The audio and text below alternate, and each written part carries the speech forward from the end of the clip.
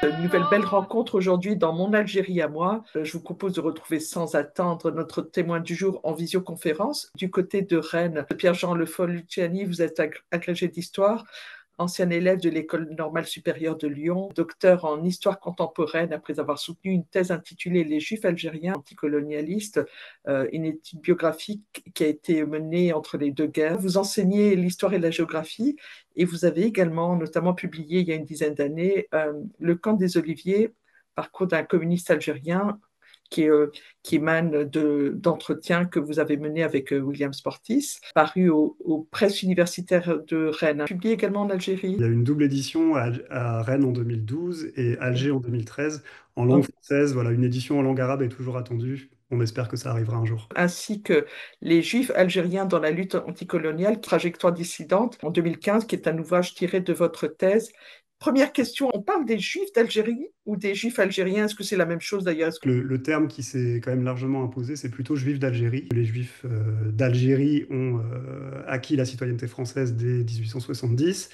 Et ce d'Algérie, il peut aussi faire référence à une certaine forme d'extranéité, d'étrangéité par rapport à ce territoire. Voilà, moi j'ai fait le choix d'utiliser le terme juif algérien, qui était employé parfois dans les sources de l'époque, mais surtout parce que moi je me suis intéressé à des juifs et des juives qui se sont voulus algériens et algériennes. Quels sont vos liens avec l'Algérie? D'un point de vue familial ou personnel, j'ai un lien avec l'Algérie, mais je ne peux pas dire que ce soit un lien qui m'ait conduit à mener des recherches sur l'Algérie.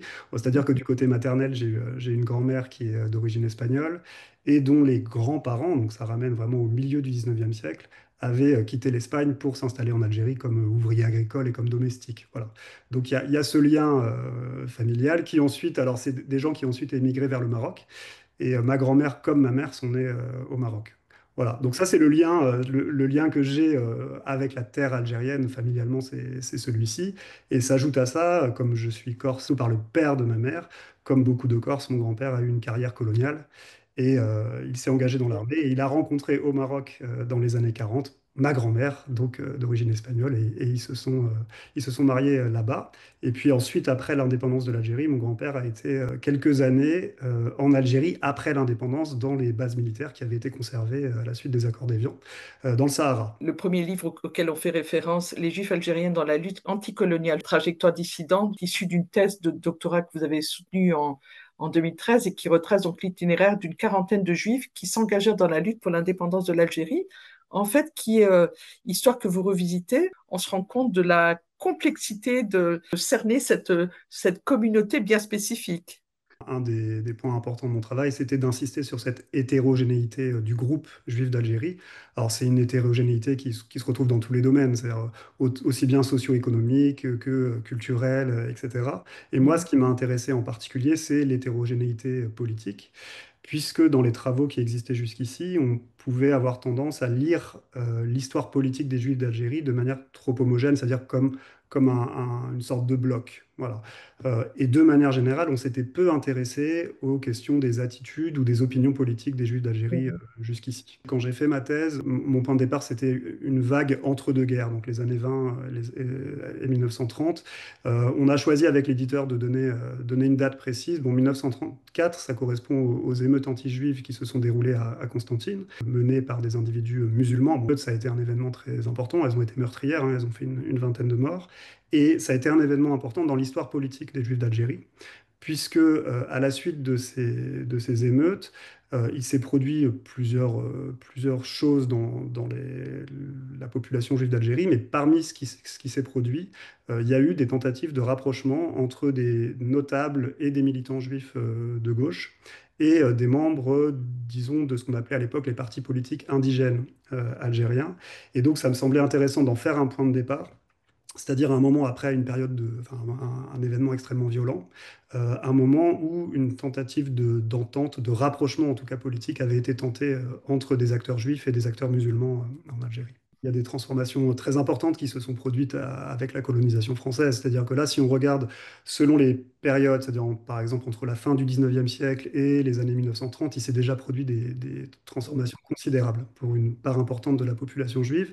Et justement, dans les différenciations dont on parlait, c'est-à-dire l'hétérogénéité, ça a été un des points importants, c'est-à-dire comment ce qu'on pourrait appeler des marqueurs identitaires de l'indigénéité ou de l'autochtonie des Juifs ont évolué selon les milieux sociaux, selon les villes, selon les quartiers, puisque, par exemple, dans les années 1930, un enfant qui naissait dans une famille juive à Constantine avait des chances de se voir transmettre la langue arabe dans sa famille, alors que un enfant qui naissait à Alger, dans un quartier européen, mais dans une famille juive, avait toute chance de ne pas se voir transmettre la langue arabe. Et donc il y a des différences très importantes, mais globalement, effectivement, il y a une forme d'abandon général des marqueurs identitaires de l'autochtonie chez les Juifs d'Algérie qui se réalisent surtout de manière accélérée, je crois, dans l'entre-deux-guerres et ensuite dans les années 40 et 50. Il y a un décret auquel on fait souvent référence quand on parle des Juifs algériens, c'est le décret Crémieux. C'est une mesure gouvernementale française par laquelle l'ensemble des Juifs d'Algérie sont faits citoyens C'est français. 1870. C'est un cas quasi unique dans l'histoire de l'impérialisme colonial en général, parce que il est très rare qu'on fasse des populations colonisées ou d'une partie d'entre elles des citoyens. Et donc là, ils sont faits, ces Juifs d'Algérie, citoyens en bloc, littéralement, ce qui ne s'est pas produit dans d'autres territoires. Et donc c'est une mesure évidemment qui a fait l'objet de beaucoup d'interprétations, de spéculations aussi, c'est-à-dire qu'est-ce qui avait conduit à cette mesure-là. Pour dire les choses rapidement, il peut y avoir un peu deux thèses qui s'affrontent ou qui peut-être se combinent.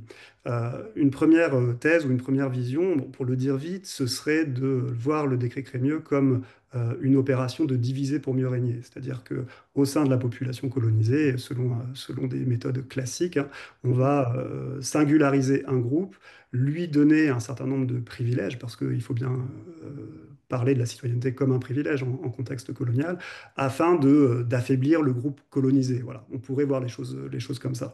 Et puis, il y a une autre manière de voir, mais encore une fois, c'est pas exclusif l'un de l'autre, hein, qui va consister à interpréter le décret Crémieux comme le résultat d'une politique qui avait été menée par des Juifs de France, donc de France métropolitaine, tournée vers l'Algérie et qui souhaitait, en Algérie d'ailleurs comme dans d'autres territoires, conduire à ce qu'ils appelaient l'émancipation des Juifs. Et pour eux, l'émancipation, ça passait par la francisation et notamment par l'acquisition de la citoyenneté française.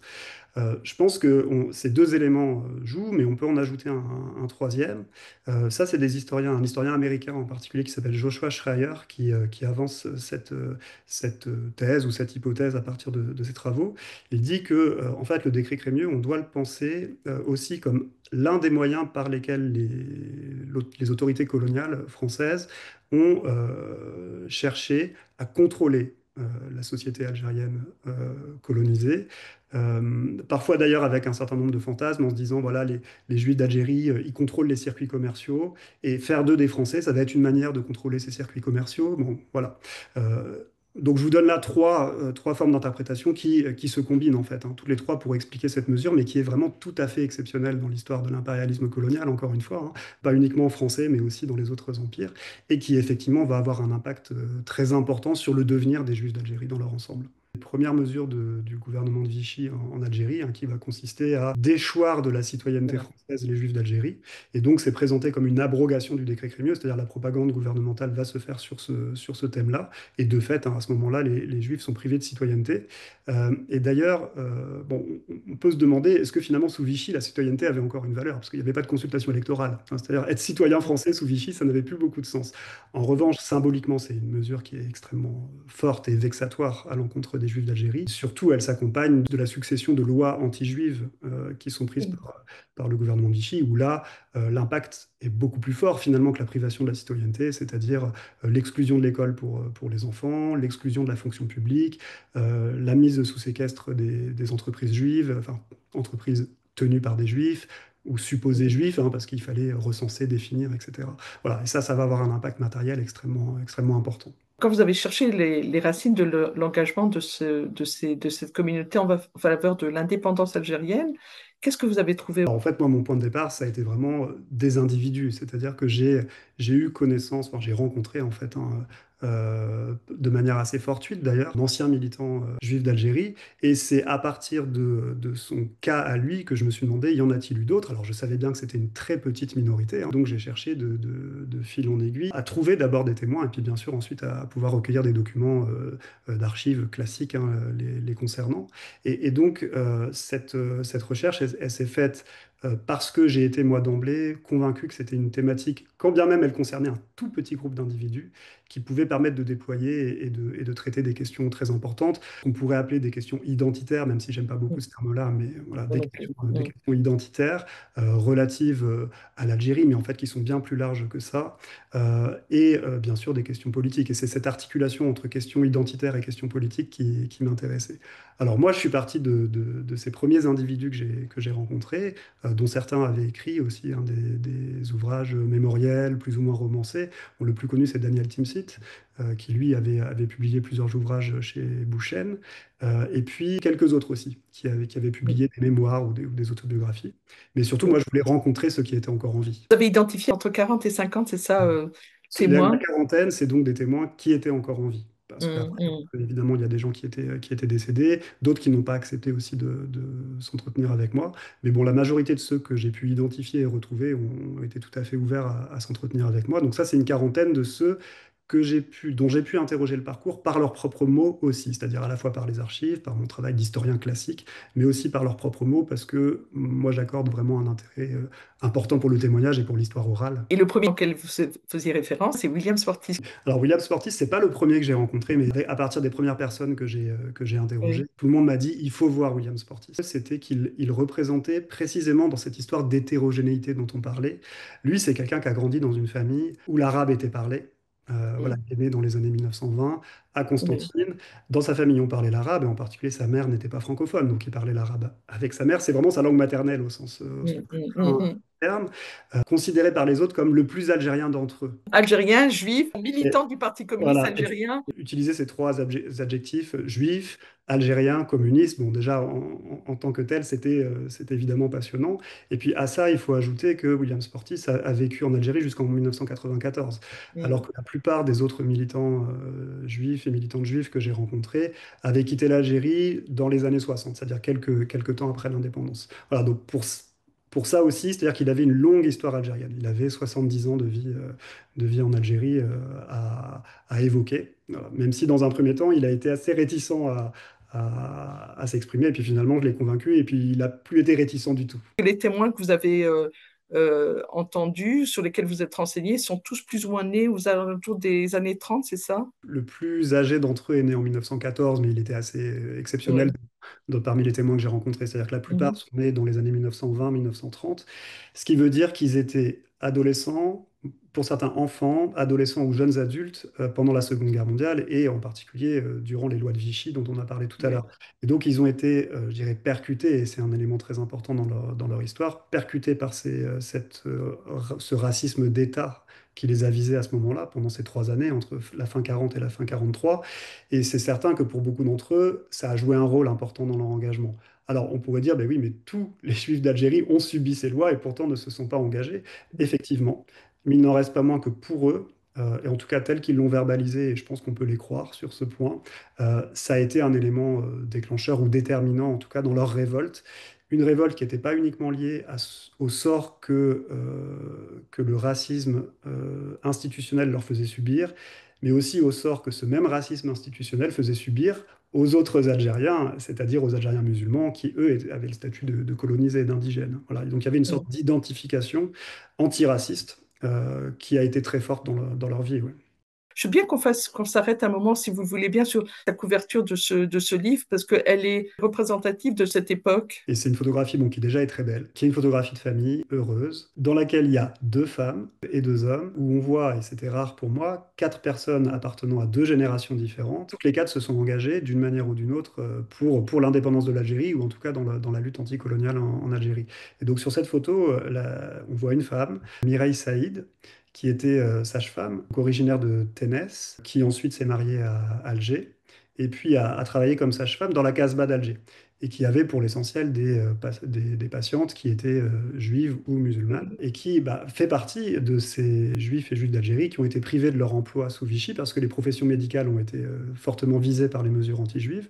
Donc elle a été interdite d'exercer sous Vichy en tant que sage-femme, et elle avait eu une expérience de clandestinité sous Vichy pour Mhm. continuer à travailler tout simplement, parce que évidemment les femmes de la Casbah avaient toujours besoin de sages-femmes, et donc elle travaillait clandestinement, illégalement, comme sage-femme pendant cette période. C'est pas quelqu'un qui a rejoint un parti politique ou qui était politisé au sens organisationnel du terme, mais c'est quelqu'un qui était révolté par la pauvreté qui l'entourait, par la violence coloniale qui l'entourait également, et qui, au début de la guerre d'indépendance, donc là je parle des années 1954-1955, a, dans la mesure de ses capacités, apporté un coup de main clandestin, à la fois au Parti communiste algérien, mais également au FLN à Alger, où elle a, disons, mis à profit sa pratique de la clandestinité qu'elle avait pu avoir dans sa profession sous Vichy, mais cette fois à des fins politiques. Elle a été soupçonnée sans qu'il y ait d'éléments suffisants pour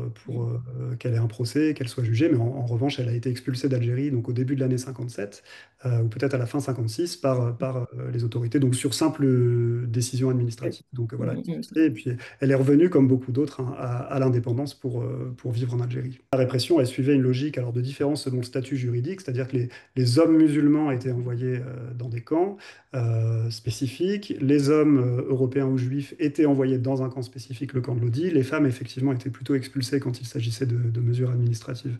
Et précisément, un deuxième personnage qui est présent sur cette photographie, qui est le Oui. fils de Mireille Saïd, donc qui s'appelle Jean-Pierre, qui Qu'on a, voit en arrière, hein, voilà, le jeune homme qui avec un lit. journal, et lui, il a été interné au camp de Lodi en 1956. Voilà, donc là, on Mhm. voit déjà deux types de mesures répressives qui ont touché une même famille. La troisième personne, la petite fille, c'est donc la fille de Mireille, donc elle s'appelle Josette. Elle était toute jeune pendant la guerre d'indépendance, puisqu'elle avait 15 ans, 15 ou 16 ans. Et puis elle a donné des coups de main, des petits coups de main. Alors elle s'est pas du tout mise en avant quand je l'ai rencontrée comme ayant été une militante importante.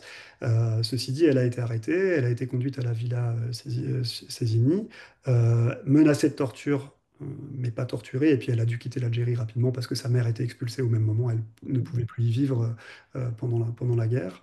Elle est revenue aussi à l'indépendance. Et puis le quatrième personnage, c'est leur cousin, donc le neveu de Mireille et leur cousin, donc qui s'appelait Pierre Ganassia. Et lui, c'est, à ma connaissance, le seul exemple de militant juif algérien qui ait pris le maquis, c'est-à-dire qui ait rejoint l'armée de libération nationale pendant la guerre d'indépendance et qui y est mort. C'est jeune d'ailleurs, hein. Mhm. Voilà, tout jeune, hein, à l'âge de monter au maquis à l'âge de 18 ans, même, de 17 ans même. C'est-à-dire que les Mhm. personnes que j'ai contactées, je les ai contactées en ayant des informations sur elles, en étant envoyées généralement par des amis ou d'anciens camarades à Elle est eux. montrée patte blanche, ouais. Mhm. Voilà. Mhm. Et ils ont eu des réactions, et ils et elles ont eu des réactions très diverses face à la proposition d'entretien. Parce que moi, je mettais carte sur table, c'est-à-dire je ne cachais pas le fait que je venais les interroger sous ce critère juif d'Algérie ayant participé à la Mhm. lutte anticoloniale. Il y en a certains qui étaient assez heurtés par cette catégorisation, soit pour dire, moi j'étais communiste, point. Et donc, c'est à ce titre que j'ai milité pour l'indépendance de l'Algérie. D'autres disaient, j'étais algérien, point. Il n'y a pas à ajouter juif, il n'y a pas, voilà. Et en général, ceux qui étaient sur cette position-là, c'était plutôt des gens qui étaient restés communistes jusqu'à aujourd'hui. À ce titre, peut-être du fait de leur formation politique, étaient assez réticents à mettre en avant la singularité juive ou même le terme juif pour parler d'eux-mêmes. Mhm. Mais à l'inverse, et en fait, à vrai dire, la majorité de ceux que j'ai rencontrés, était tout à fait partant à être interrogé selon cette catégorisation. Et il voyait d'emblée à la fois l'importance que ça avait eu pour eux d'être juifs et juives dans leur engagement, mais aussi l'importance que ça avait pour aujourd'hui de parler de ces engagements-là au regard du contexte général, en fait. Dans la diversité de la population juive d'Algérie, il y a eu un éventail très important de positionnements politiques. Et moi, je trouverais très intéressant qu'un travail du même type que le mien soit mené sur les engagements qu'on va appeler ultra ou colonialistes, c'est-à-dire des engagements en faveur d'une Algérie française, mais des engagements en faveur d'une Algérie Mhm. française colonial, voilà, qui resterait colonial. Bref, des engagements, par exemple, au sein de l'OAS, parce qu'il y en a eu. Alors, on sait qu'il y en a eu, et puis il y a eu, y compris des groupes à l'intérieur de l'OAS qui se revendiquaient de la judéité. Euh, mais voilà, ils n'ont pas été étudiés. Et malheureusement, le temps passant, moi, l'écrasante majorité des témoins que j'ai rencontrés sont décédés depuis la publication Mhm. de mon travail. Maintenant, pour aller retrouver des militants de l'OAS et les interroger, ça devient très difficile. Parce qu'ils Oui. disparaissent les uns après les autres. Et donc voilà, il n'y a pas de travail qui existe sur ces engagements-là, mais il n'y a pas non plus vraiment de travail qui existe sur des engagements qui seraient moins radicaux. Parce que moi, j'ai étudié un engagement radical, qui est l'engagement anticolonial. L'engagement ultra, c'est un engagement radical, mais après, il y a toutes les positions plus modérées, intermédiaires, ou l'absence de position aussi, parce que c'est intéressant. C'est-à-dire pourquoi, face à, par exemple, à la guerre d'indépendance, mais plus généralement face à la situation coloniale, pourquoi des individus restent, alors je dirais pas indifférents, mais en tout cas en dehors des questionnements politiques, et c'est la majorité des gens, évidemment, qui restent en dehors de ces questionnements. Moi, un des engagements qui m'a intéressé quand même, qui est moins radical, mais qui était risqué, c'est ce qu'on a appelé l'engagement des libéraux, c'est-à-dire de ceux qui, parmi les Européens et les Juifs d'Algérie, sans forcément se dire anticolonialistes, remettaient en cause les inégalités, les discriminations, les trucages électoraux, la répression qui visait la population algérienne, etc. Ce qui faisait déjà d'eux une minorité, hein, au sein de la population européenne et juive. Et ces engagements-là, je disais, ils étaient risqués parce que, en contexte de guerre, c'était des engagements qui pouvaient conduire à des internements, à une expulsion, et puis à des assassinats aussi, extrajudiciaires par les autorités ou par des ultras de l'Algérie française. Et ces engagements-là, ils sont intéressants aussi. Et encore une fois, ce pas des engagements radicaux. Et ils ont concerné plusieurs centaines, davantage, je pense, de Juifs d'Algérie que les engagements anticolonialistes au sens plein du terme, c'est-à-dire qui remettaient totalement en cause la domination coloniale sur l'Algérie. Est-ce que la question en fait suivante, c'est est-ce qu'il reste toujours une communauté juive en Algérie aujourd'hui, par exemple? Au moment de l'indépendance, les Juifs d'Algérie quittent l'Algérie avec les mêmes raisons et selon les mêmes temporalités que les Européens d'Algérie. C'est-à-dire, je dis au moment de l'indépendance, mais aussi avant l'indépendance, bien sûr. Oui. Voilà, en tout cas, j'ai rien trouvé qui permettrait d'identifier une spécificité dans les départs. Et autant qu'on puisse le savoir, la proportion dans le nombre d'Européens et Juifs qui restent à l'indépendance de l'Algérie, la proportion de juifs n'est pas particulièrement significative. Bon, en d'autres termes, c'est à peu près la proportion initiale voilà, d'avant les départs.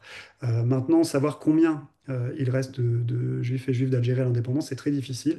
On trouve parfois, alors étant entendu qu'il y avait environ 140 000 juifs d'Algérie au début de la guerre d'indépendance, on trouve parfois le chiffre de 10 000, 30 000 même qui seraient restés à l'indépendance. Très sincèrement, je ne peux pas du tout me prononcer là-dessus. Mais ce qui est sûr, c'est que ceux qui restent en général peu de temps. C'est-à-dire que les départs vont se faire dans le courant des années 1960. Peut-être que la guerre des 6 jours a accéléré certains départs, mais là aussi, je ne peux vraiment pas le quantifier. Mais en tout cas, dès le début des années 70, on a une population juive, autant qu'on puisse le savoir, qui est vraiment très peu nombreuse en Algérie. Si on doit caractériser les engagements pris par les hommes et les femmes que moi j'ai rencontrés et que j'ai interrogés pendant mon travail de thèse, euh, j'ai souvent dit ces engagements, ils vont de la rédaction d'un poème à la fabrication de bombes. Voilà, ça donne un éventail de ces engagements anticolonialistes. Et en fait, la participation directe à la lutte armée, c'est quelque chose d'ultra minoritaire en fait parmi les Juifs d'Algérie, de même que parmi les Européens d'Algérie qui ont pu s'engager dans la lutte d'indépendance de l'Algérie. Donc pour l'essentiel, c'est un travail plutôt politique, c'est-à-dire la rédaction de textes, la diffusion de textes, le soutien logistique, financier, matériel à des personnes dans la clandestinité, mais aussi différentes formes d'engagement dans des réseaux politiques de soutien à la lutte d'indépendance, que ce soit des réseaux du Parti communiste algérien ou du Front de libération nationale. Voilà, la dimension armée est minoritaire, parce que souvent quand on parle peut-être de lutte anticoloniale, en particulier pendant la guerre d'indépendance, c'est la dimension armée à laquelle on pense. Voilà, très peu de juifs ont été présents dans les maquis, à ma connaissance, il n'y en a eu qu'un. Qu'on évoquait Pierre Guénassia. C'est là, à l'enseignant que je pose la question. Comment enseigne-t-on aujourd'hui l'histoire de l'histoire particulière entre la France et l'Algérie? Moi, j'enseigne dans le supérieur, mais dans les programmes scolaires du secondaire que j'ai enseigné jusqu'à il y a peu, l'Algérie est présente à travers la guerre d'Algérie. Et peut-être d'ailleurs, peut-être en décalage avec des discours qu'on entend parfois, qui tendraient à dire la guerre d'Algérie, c'est pas enseigné. C'est faux, la guerre d'Algérie, elle est enseignée. Euh, Ce qui n'est pas enseigné, c'est de manière plus large et plus profonde le colonialisme, c'est-à-dire la longue histoire de l'impérialisme colonial, c'est-à-dire c'est fait de manière très perlée, voilà, et pas Mm. complète. Bon. De la même manière que l'histoire des décolonisations n'est pas faite de manière complète, suffisamment complète. Bon, mais la guerre d'Algérie, elle est surreprésentée en fait dans les programmes scolaires, par exemple par rapport à la guerre d'Indochine, qui est quasiment absente. Voilà. Oui, Et oui, donc, la guerre d'Algérie, on l'enseigne, et je crois que les enseignants aiment bien l'enseigner, les enseignants d'histoire, et que ça intéresse beaucoup les élèves.